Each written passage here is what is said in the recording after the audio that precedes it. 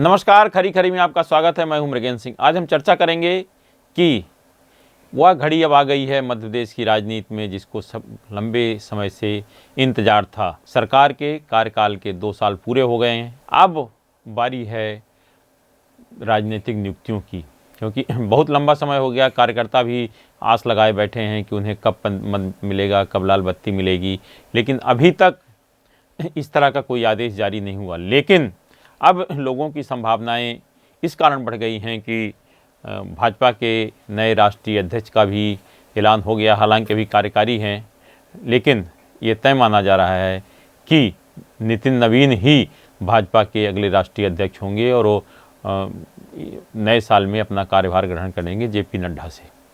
इस कारण अब जो कामकाज या राजनीतिक गतिविधियां तेज हो गई हैं। नए अध्यक्ष भी आ गए हैं और सरकार के 2 साल पूरे हो गए हैं। 2 साल के कामकाज की मुख्यमंत्री डॉक्टर मोहन यादव ने 2 दिसंबर से 9 दिसंबर तक कामकाज की विभागवार कभी बारीकी समीक्षा की। उसे विभागों का रिपोर्ट कार्ड भी तैयार हुआ, मंत्रियों का रिपोर्ट कार्ड भी तैयार हुआ, क्या लक्ष्य रखे गए थे उस पर भी चर्चा हुई। अब उनका रिपोर्ट कार्ड के संबंध में मुख्यमंत्री ने जो स्थितियां थी राजनीतिक 2 साल के कामकाज को लेकर केंद्रीय गृह मंत्री अमित शाह जी से भी मुलाकात की जाकर उनको पूरी चीज़ बताई। उसके बाद अब मध्य प्रदेश में एक बार फिर राजनीतिक गतिविधियां तेज हो गई हैं। कल रात को मुख्यमंत्री निवास पर 9 बजे से लेकर देर रात तक बैठक चली, जिसमें प्रदेश अध्यक्ष हेमंत खंडेलवाल, संगठन महामंत्री हितानंद शर्मा सहित भाजपा के अन्य वरिष्ठ नेता भी मौजूद थे।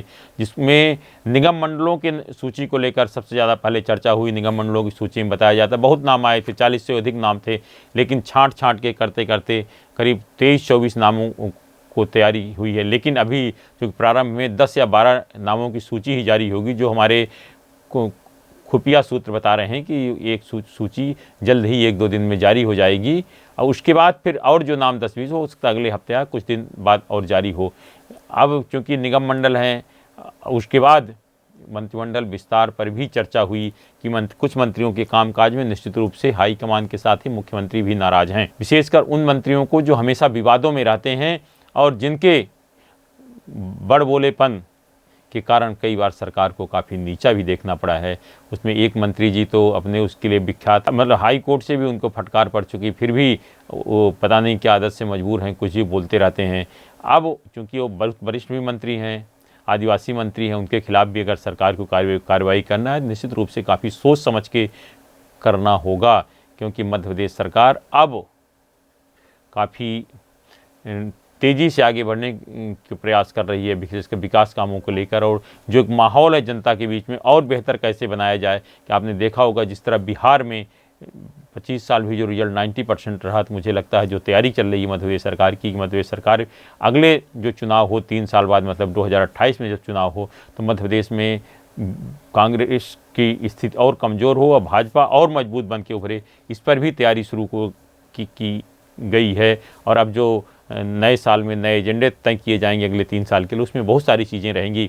लेकिन उसके पहले सब चीज़ों को पार्टी हाईकमान के साथ ही मुख्यमंत्री भी कस लेना चाहते हैं, ताकि कहीं किसी तरह की गलती ना रहे। अब जब चूँकि निगम मंडलों में नियुक्तियाँ हो जाएंगी, उसके बाद मंत्रिमंडल विस्तार पे भी चर्चा होगी, उसके मंत्रियों के कामकाज की समीक्षा हो चुकी है। कल संगठन ने बहुत लंबे समय तक एक रिपोर्ट पर अपनी राय दी, सबको बताया मुख्यमंत्री ने क्या स्थिति है कैसे। उसके बाद बताया जाता तय हुआ कि लगभग आधा दर्जन मंत्रियों पर या तो उनसे इस्तीफे लिए जाएंगे या फिर उनको हटाया जा सकता है। इस पर चर्चा हुई, क्योंकि पार्टी अब छवि के मामले में कोई समझौता करना नहीं चाहती है और साथ ही इतना लंबा बहुमत है पार्टी में, बहुत सारे वरिष्ठ और अनुभवी नेता भी हैं जिनको मंत्रिमंडल में अवसर नहीं दिया, तो पार्टी उस पर विचार करेगी क्या उन लोगों को अवसर दिया जाए।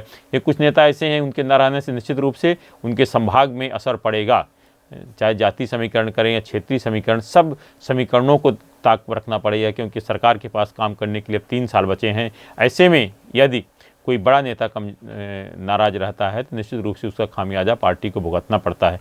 तो मुझे लगता है कि पार्टी अब तैयार है।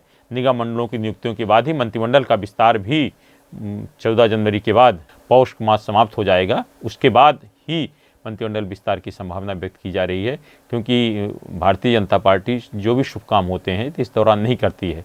तो अब उसके बाद जो होगा मंत्रियों के कामकाज की समीक्षा है। मुख्यमंत्री जी एक बार फिर मुझे लगता है मुख्यमंत्री संगठन से और एक आध बार हो सकता है चर्चा करें, उसके बाद दिल्ली जाकर चर्चा करेंगे और एक नई टीम बनाने का भी प्रयास कर सकते हैं कि 6-7 नए लोगों को ले आएँ, या गुजरात मॉडल का भी प्रयोग किया जा सकता है, या बहुत कुछ आगे आने वाले समय पता चलेगा। लेकिन गुजरात मॉडल की यहाँ संभावना कम है, क्योंकि गुजरात में छोड़ के कहीं भी इस तरह का प्रयोग नहीं करती भारतीय जनता पार्टी, क्योंकि गुजरात में बहुत मजबूत है, यहाँ कोई विपक्ष है ही नहीं है। अब जो कि मध्य प्रदेश में विपक्ष भी कमज़ोर है, लेकिन इतना कमज़ोर भी नहीं, तो इसलिए मुझे लगता है कि काफ़ी सोच समझ के पार्टी कदम उठाएगी। और जो खराब छप के मंत्री, जिनका परफॉर्मेंस अच्छा नहीं है, जो हमेशा विवादों में रहते हैं, जिनके परिवारों पर तरह तरह की छींटें पड़ते रहते हैं, कई बार मामले उठते रहते, ऐसे मंत्रियों से मुझे लगता है कि पार्टी भी अब किनारा कर सकती है, क्योंकि पार्टी का लक्ष्य है कि स्वच्छ प्रशासन, ईमानदार प्रशासन और जनता को राहत, ये सब चीज़ें ऐसी हैं। इसके लिए ये तभी संभव होगा जब ईमानदार मंत्री रहेंगे, मंत्रियों की छवि अच्छी रहेगी और जनता में जाकर बताएंगे कि हमें ने क्या काम किया, किस तरह। इस तरह के लिए तैयारी भारतीय जनता पार्टी ने कर ली है। अब देखिए आगे आने वाले समय मध्य प्रदेश के लिए काफ़ी राजनीतिक सरगर्मियों वाला रहेगा। 20 तारीख को मेट्रोपॉलिटन सिटी घोषित की जाएगी, उसके लिए केंद्रीय मंत्री आ रहे हैं। अब इसी दौरान हो सकता है उसके पहले भोपाल, इंदौर और उज्जैन विकास प्राधिकरणों के अध्यक्ष की नियुक्ति हो जाए, क्योंकि विकास प्राधिकरण, जब मेट्रोपॉलिटन सिटी की बात होती है तो इसमें सब जितनी विकास एजेंसियां हैं सबको एक किया जाता है। अब देखने है, प्रतीक्षा है कब निगम मंडलों की सूची जारी होती है। मंत्रिमंडल विस्तार तो मुझे लगता है नए साल में ही होगा। आपके पास भी यदि किसी मंत्री के बारे में कोई जानकारी है, आपको लगता है कि उन्होंने अच्छा काम किया है या ख़राब काम किया है मंत्री के विभाग की, तो आप कमेंट बॉक्स पर हमें कमेंट करके ज़रूर बताएं।